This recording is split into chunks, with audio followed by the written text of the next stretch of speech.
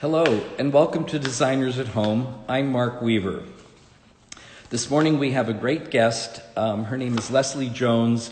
Leslie is Director of Museum Affairs, and she's the Chief Curator for the Preservation Society of Newport County, Rhode Island. So she's going to be joining us shortly. So I'm going to give you a little bio and background on Leslie. She's a native of St. Louis, Missouri, and received her bachelor's degree in the history of art and architecture from Miami University in Ohio. She has a master's degree in the history of decorative arts from the Smithsonian Institution's joint program with the Corcoran College of Art and Design, and she also has a second master's in the appraisal of fine and decorative arts from New York University. She's also been an independent counsel for many clients from the United States to Australia. Previously, she was the Vice President of Museum Affairs and Curator of Decorative Arts at Cheekwood Estates and Garden in Nashville, Tennessee. She's also, prior to Cheekwood, she was the Curator and Director of Historical Resources and Programming for the White House Historical Association, and she was involved in the revitalization of the White House Visitor Center, which debuted in 2014. So the Preservation Society of Newport County appointed Leslie Jones Director of Museum Affairs and Chief Curator in February of 2019. She oversees curatorial, conservation, collections management, site stewardship, exhibitions, research fellowships, and public programs, lectures such as the Newport Symposium. So Leslie is going to join us right now. This might take a minute. I'm in Santa Barbara this morning, and there she is. Hello, Leslie. Good morning, Mark. Good morning, and thank you for joining us. Oh, it's my pleasure. I was just reading your bio, and it's rather impressive what you've accomplished for somebody so young. Well, thank you. I'm exhausted thinking about the responsibilities that you have, especially here at Newport. Lots of under-eye concealer. Yes, especially during times like these. We are dedicated to serving our mission, even while we have the challenges that COVID presents us. Yeah. So the Preservation Society, I think you mentioned, was started, 75 years ago? Yes. Yes, we're celebrating that 75th anniversary in 2020 in many new ways than we previously expected. Okay. And I'd like you to tell us a little bit about the Preservation Society itself before we get into what the mansions and so forth of Newport. Sure. Well, as you can imagine, 75 years of history means a lot has happened for the Preservation Society, but we were founded in 1945 actually to preserve the colonial history of Newport, Rhode Island. Beginning in the 1960s, we actually ended up taking on many of the abandoned Gilded Age mansions, like the one that I'm currently in, Rosecliff. And to this day, we have 11 historic properties, as well as 55,000 pieces in our collection that we care for and present to the public through guided and self-guided tours. So you mentioned there are 11 mansions, and there's also a topiary garden, part of which you oversee also. Yes, yes. So Newport, Rhode Island was the summer playground for some of America's wealthiest families, such as the Vanderbilts, the Astors, the Morgans, and so forth. And I know during the 19th century, America's elite summered there, and it was a very brief period. They were there usually only for about 6 weeks or so. Yes, that's correct. Right. And so for those of you who aren't familiar with Newport and haven't had the privilege of visiting, it's remarkable what you oversee and what you maintain there. It must take a tremendous budget to manage these buildings. It certainly does. Up until May of this year, we operated about $30 million of an operating budget. But due to COVID, we've had to close most of our mansions and cut back much of our staff. So we've gone from $30 million to about $2 million in a few months. Wow, that's a drastic cut. Yes, it is. So but these buildings require a certain amount of maintenance, so you still have a substantial staff overseeing everything. We do. We constant maintenance, actually, Mark. I'm glad that you brought that up. These sites were constructed for full staffs to take care of them throughout the year, even though they were occupied just for a few short weeks during the summer. And we continue that same tradition. We have a wonderful staff here that takes care of the stewardship and making sure the interiors are maintained, everything from beautiful mantelpieces like behind me to a lot of the ceiling murals that we'll see later. There's quite a bit for us to take care of on a daily basis. Right. And because it's right on the ocean, you have climate and weather to contend with too, and that takes a toll on these buildings. Absolutely. So one of the mansions, Beechwood Mansion, was the epicenter of American society during the 19th century. And that was the residence of Carolyn Astor. And she spent her summers there for 25 years. And I believe that was the residence that Oracle owner Larry Ellison, does he still own that today? He does own it today, yes. He has done a major restoration project, I should say renovation project of Beechwood, and that currently sits between where I am. It's actually a next door neighbor to where I am currently at Rosecliff. Well, it's kind of fascinating because these mansions were built during America's Gilded Age, when there was tremendous wealth being amassed by certain families and industrialists in America.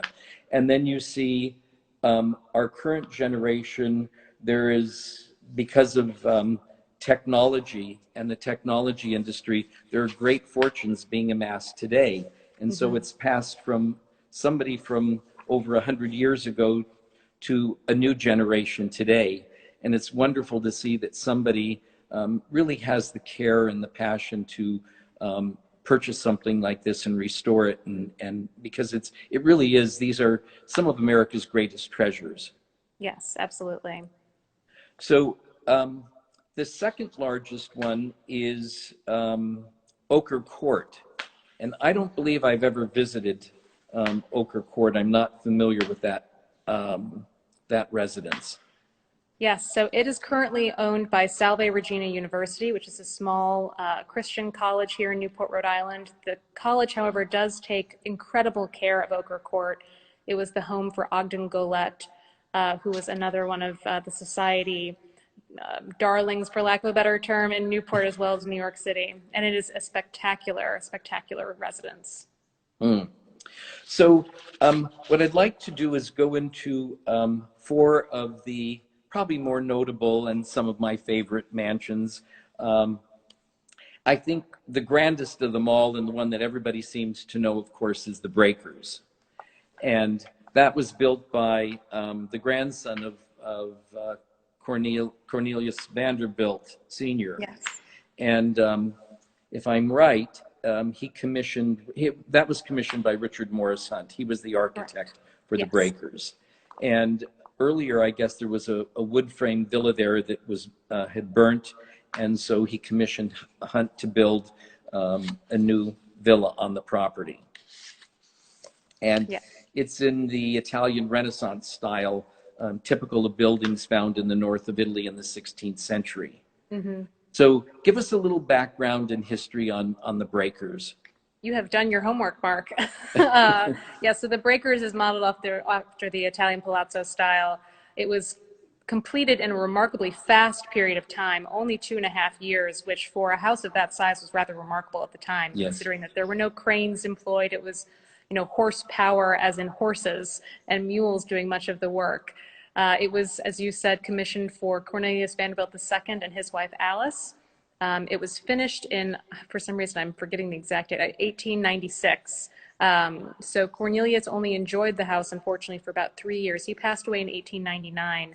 But the house was in the family until the 1970s, when the Preservation Society acquired it from the Vanderbilt family. The Vanderbilt family also and the Breakers had a tremendous helping hand in getting the Preservation Society started in 1945 by opening up their private home to allow tours and charging for those tours. What was made off of those tickets went back into our efforts for preserving Newport.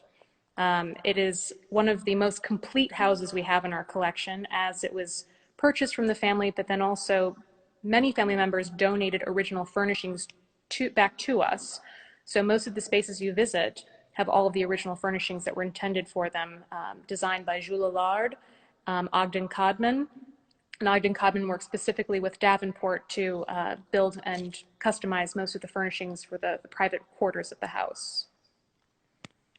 Yeah, it's probably the most jaw-dropping of all the Newport residences. I know to walk into the entry, I can't remember how many square feet just the entry court is, which is over 2 stories tall. It's just mind-blowing, and to see the amount of detail that has been put into this building, it's hard to believe that it could be built and constructed in such a short period of time.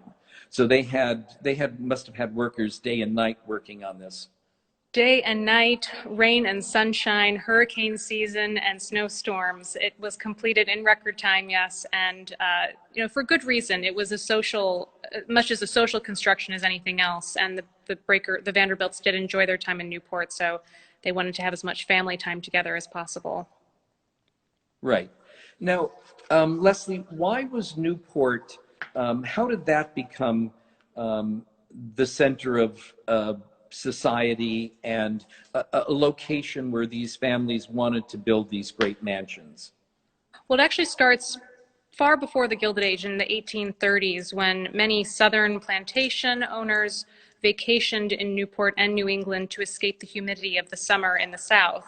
Newport saw a lot of people coming up from South Carolina, and many of the houses we own today actually are still a result of those families coming back as a tradition. Now, in terms of the Gilded Age, you start seeing people from Manhattan coming here in the 1880s, maybe a little bit before in the 1870s, and they build and construct these mansions primarily made of shingle style. That was the original Newport style. And our first sort of mansion, if you will, even though they were called cottages, was constructed by Cornelius and Alice Vanderbilt's brother and sister-in-law, William and Alva, who built the breakers just down the street. And it became sort of the trifecta in terms of taking command of society. First you conquered Manhattan, then Long Island, and finally the jewel in your crown would be Newport.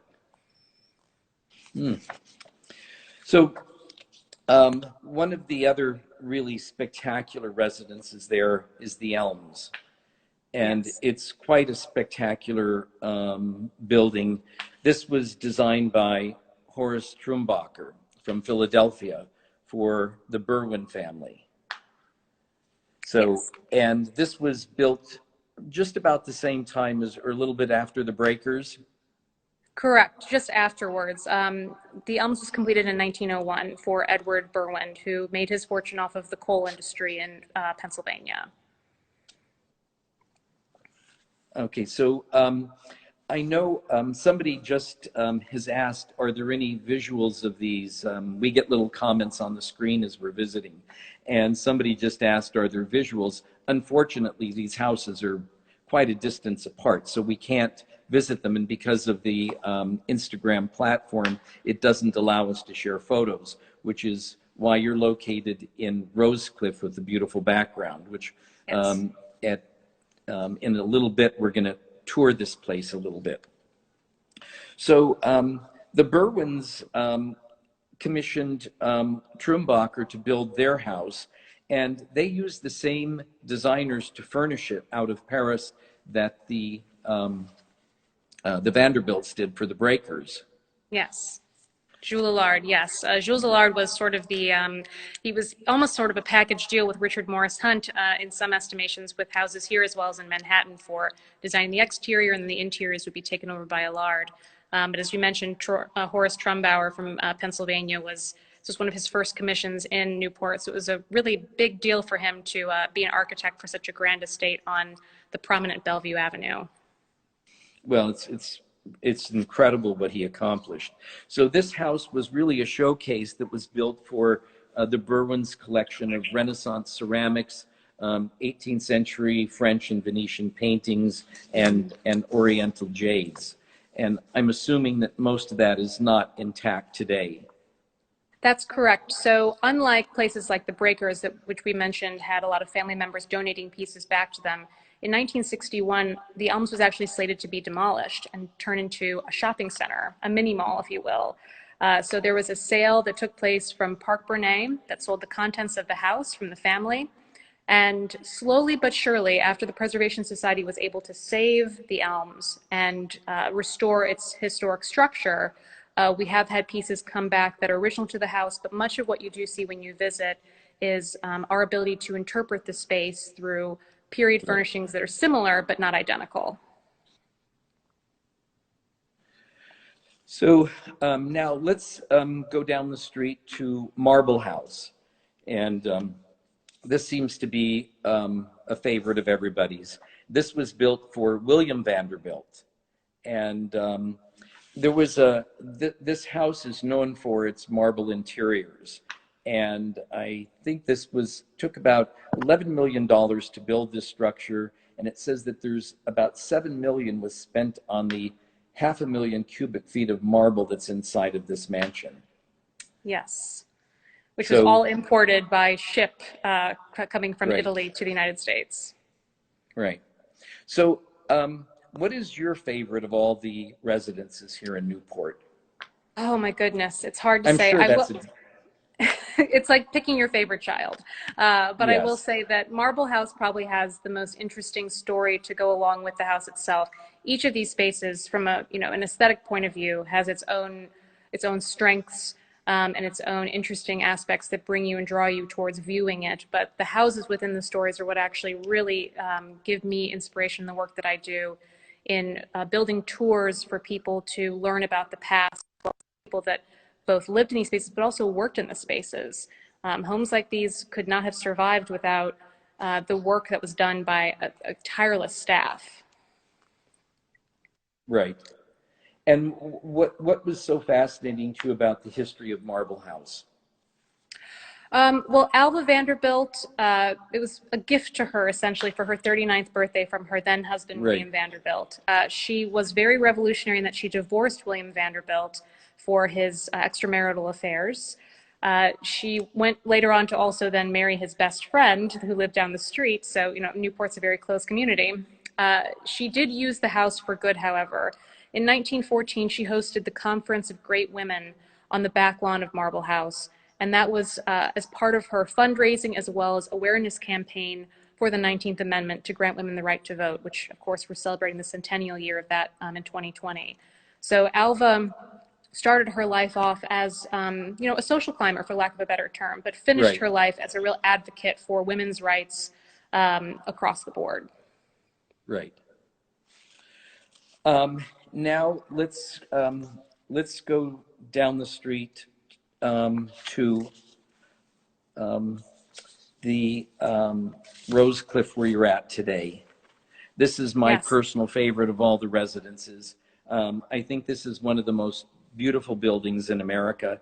And again, this was designed by Richard Morris Hunt, or Stanford White, Stanford White. And this was commissioned by Nevada silver heiress Teresa Ehrlichs. And it was reported that this residence at the time cost $2.5 million. Of course, today that seems like it's inconceivable that you could build something for this. So let's talk a little bit about Rosecliff. This building has been used in very famous films such as The Great Gatsby, True Lies. And I see you're giving us a tour, so I'll shut up for a second, Leslie, and let you talk. Just a brief background so you can see. Rosecliff, unfortunately, also is currently closed to the public. We do encourage everyone to visit our website, newportmansions.org, where you can take virtual visits through these houses. But yes, Teresa Fair Ulrichs and her husband commissioned Stanford White to build this house. It, of course, was designed for entertaining, as you can see from the ballroom behind me. It was another record completion in terms of getting it finished for the social season. And Teresa's life is quite interesting in that, as you said, her family made their wealth off the Comstock lode, which was the largest silver discovery in the United States. And her father, actually, the Fairmont Hotel in San Francisco was the hotel that her father founded as well. Fairmont. You get the connection. And to this day, Rosecliff is also a great place for entertaining. This is where we host all of our special events and weddings. So if you'd like to get married at Rosecliff, you are more than welcome to contact us. We'd love to host your wedding. And further, it's where we host most of our lectures and programs too. Upstairs, we've converted the bedrooms into galleries, and we host 2 annual exhibitions that explore deeper meaning and deeper subjects of the Newport Mansions. Currently, we have an exhibition on view about the Vanderbilt women, looking at Alva and Alice, and then their daughters, Consuelo and Gertrude. So, you know, that's interesting because these exhibitions are very exciting. I was visiting Newport, probably 2 years ago, and in touring Rosecliff, we happened on the second floor, we happened upon a retrospective for Pierre Cardin. It was Pierre Cardin, 70 Years of Innovation. And, you know, the show celebrated his talent, his vision, and the show was so thrilling to see. And I encourage anybody who's interested in fashion, you can Google, I think, Newport Mansions Pierre Cardin, and you'll be able to view this exhibit. But it was so thrilling to see this man's work and this man's talent. And a lot of these clothes came from his private collection, apparently. Yes. And it was just a brilliant show. You know, I think some of my favorites was, and what he is famous for, was showing the gowns and outfits that he did, the space age jet set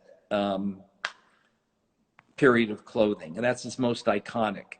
So, and, you know, he designed clothes for Jackie Kennedy and Brigitte Bardot. So it was just an incredible show.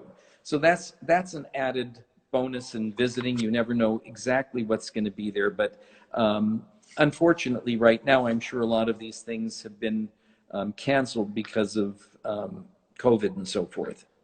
Yes, we have suffered quite a bit of loss here at the Preservation Society in terms of not being able to maintain the staff we used to be able to maintain because of, as I mentioned earlier, our drastic cut in our budget. That also, of course, is forced us to close some of our mansions to tours. So it's something that we're trying to deal with in a very positive way, to make sure that, of course, we're serving our mission and to keep these houses and their interiors for people when we're finally able to all be with each other in person again. So tell us a little bit about the social life during the Gilded Age and what went on between these families here in Newport. Well, there were lots of parties, of course, balls hosted at individuals' homes. One of the greatest sort of, I guess, consistent social occasions was carriage rides up and down Bellevue Avenue, where it was sort of the place to be seen, to be in your refinery with your horse and carriage being taken up and down a stroll. There were, of course, many weddings that took place in these homes as well. And as anyone can probably imagine, these were very exclusive events. They weren't for the general public. These were small social circles, although these names dominate history because they made fortunes and built homes.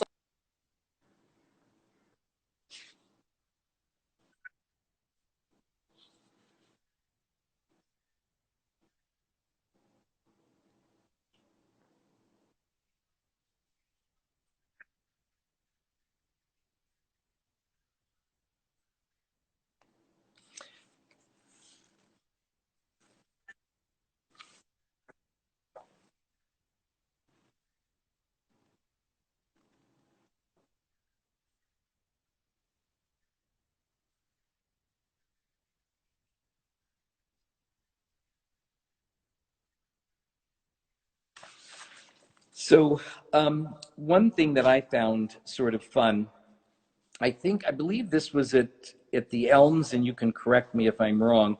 There's a tour that you have called Servant's Life Tour.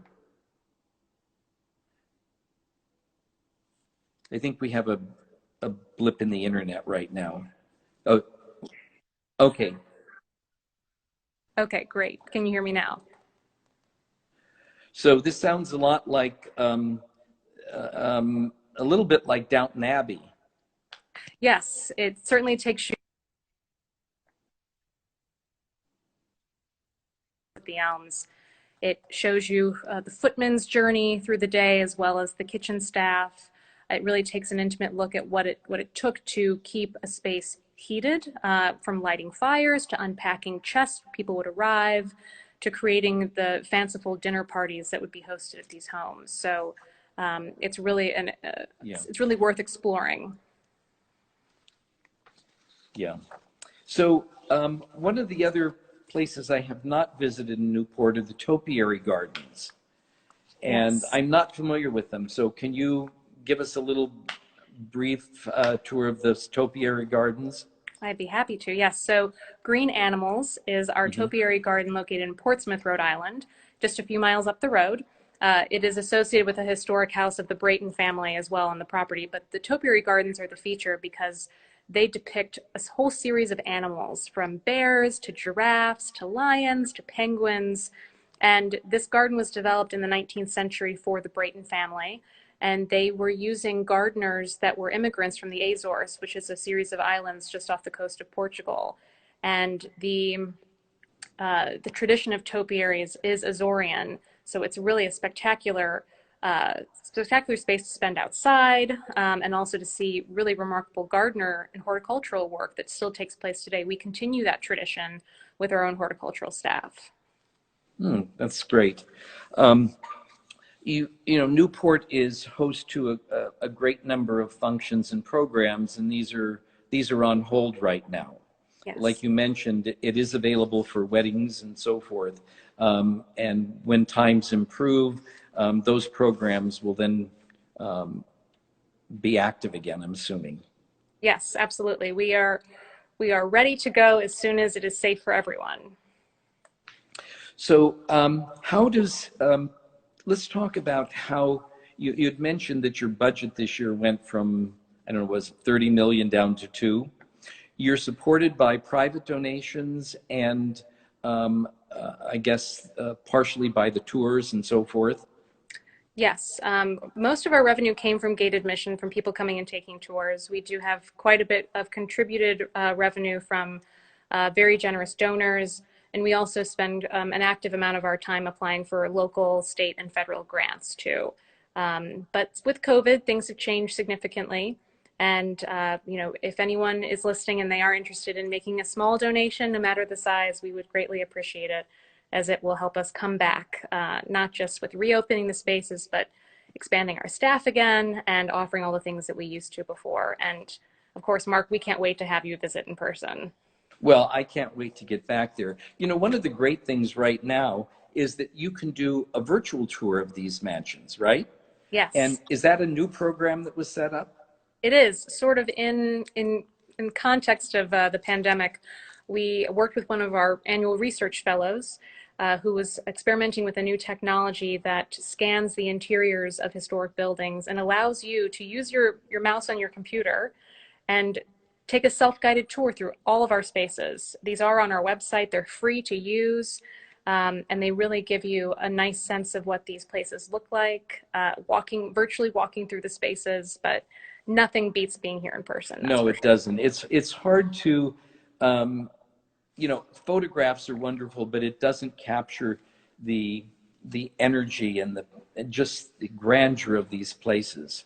Um, of all of the houses, what is the most visited venue there? Is it the Breakers? It is the Breakers, yes, Yeah. absolutely.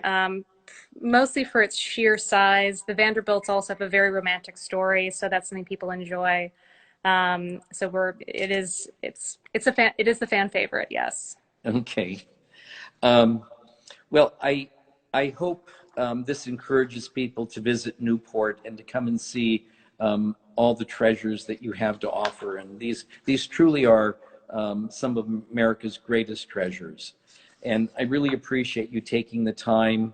And I know that you purposely went to Rosecliff today because that's my favorite residence there. So I thank you for making that effort. Thank you, Leslie. Oh, it's my And tell pleasure, us, Mark. what is Thank the you. best way for people that want to explore the Newport Preservation Society? Using our website currently is the best way. There's also a shared online collections database that we have with some of the other institutions in town, which is newportalri.org. And our website is newportmansions.org. Okay, that's also wonderful. Join our feeds on Instagram and Facebook too, because we like to post a lot of content there as well. Good. All right, everybody keeps asking me here if you can just go slowly and turn around and show them a little bit more there of the house. They want to see more. My pleasure. So here we are in the ballroom again. The ballroom, uh-huh. I'm going to try and keep to one side because that's where my cell service is best, but you can see the expansiveness of the ballroom. Over here, where we just came from, was the dining room. We have the library over in this corner. I'm not sure I'll get great reception over there, so I'm going to stay away, but you can take a peek in. I'll give you a little glimpse out onto the back where you can see the Atlantic Ocean. There's a beautiful garden. Wow. And then we will make our way into the salon, which Rosecliff, as you are probably all guessing now, is based on French architecture of the 18th century. Correct. The Petit Trianon was the inspiration.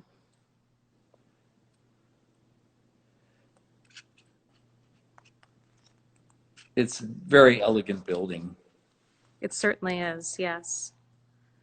And I'm just going to give us probably the most refined of all of the residences there. Yes. The staircase, isn't that, wow, just incredible. And if you can use your imagination, I'm not at the right angle, but it is shaped in a heart. So it's a very romantic staircase, which also makes this one of the best houses to get married in. Yeah, just beautiful.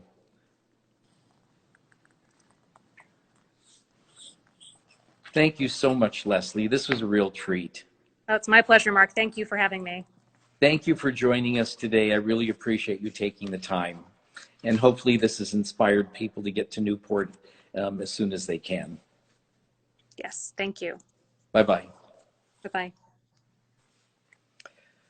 So I hope you enjoyed our brief visit with Leslie. It's so much to cover in such a little bit of time, but you can Google it and explore yourself these wonderful places in Newport. So my next guest will be in 2 weeks on November 6th, and we're going to be talking to Daniel Kershaw. Daniel is exhibition design manager in the design department at the Metropolitan Museum in New York, and we're going to be discussing how he designs and curates the shows and special events at the Met. So I think you'll find this enjoyable, and please join us. And be sure to share our talks with your friends. We are live on Instagram, and you can follow us anytime on YouTube, Instagram, and we now have a podcast. They're all under Mark Weaver and Associates. So from the wonderful world of design, I'm Mark Weaver. Thank you for joining me.